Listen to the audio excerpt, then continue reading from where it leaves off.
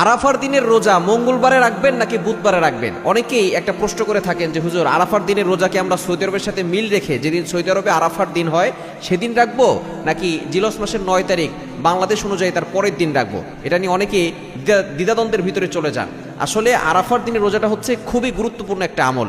নবীজি ইসলাম জানিয়ে দিয়েছেন, সিয়ামু ইয়াউমি আরাফা, আরাফার দিনের রোজা, ইন্নী আহতাসিবু আলাল্লাহ আইয়ুকাফিরা সানাতাল্লাতী ক্বাবলা ওয়াস সানাতাল্লাতী বাদা। এটা এক বছর, আগের এক বছর এবং পরের এক বছর, মোট 2 বছরের গুনাহ আল্লাহ পাক রব্বুল আলামিন ক্ষমা করে দেন। এবং আরাফার দিনে দোয়া করলে আল্লাহ তাআলা সেই দোয়াটা কবুল করেন।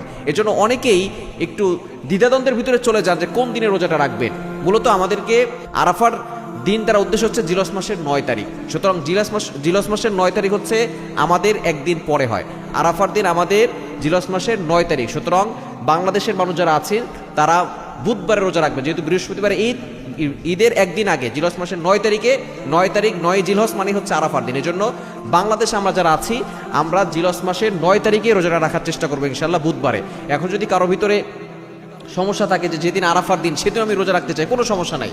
কেননা আপনি জিলহজ মাসের প্রথম 9 দিন প্রতিদিন আপনি রোজা রাখতে পারেন এবং প্রতিটি রোজার বিনিময়ে আল্লাহ পাক রব্বুল আলামিন আপনার আমলনামায় সওয়াব দিবেন। কেননা এই 10 দিনের ব্যাপারে আল্লাহ পাক রব্বুল আলামিন নিজেই কসম করেছেন সূরা ফাজরের ভিতরে, ওয়াল ফাজরি ওয়া লায়ালিন আশর, এই 10 রাতের কসম আল্লাহ তাআলা করেছেন। সুতরাং যদি কারো ভিতরে সমস্যা থাকে তাহলে আপনি আগামী মঙ্গলবারে রোজা রাখতে পারেন এবং বুধবারে রোজা রাখতে পারেন। তবে যারা একটা রোজা রাখতে চাচ্ছেন তারা অবশ্যই বুধবারে রোজা রাখবেন।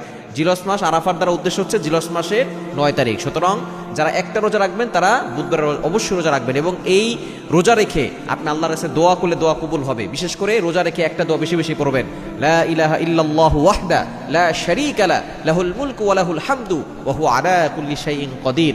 এরপর আপনি আল্লাহর কাছে দোয়া করলে আল্লাহ তাআলা আপনার সকল দোয়াগুলো কবুল করে নেবেন।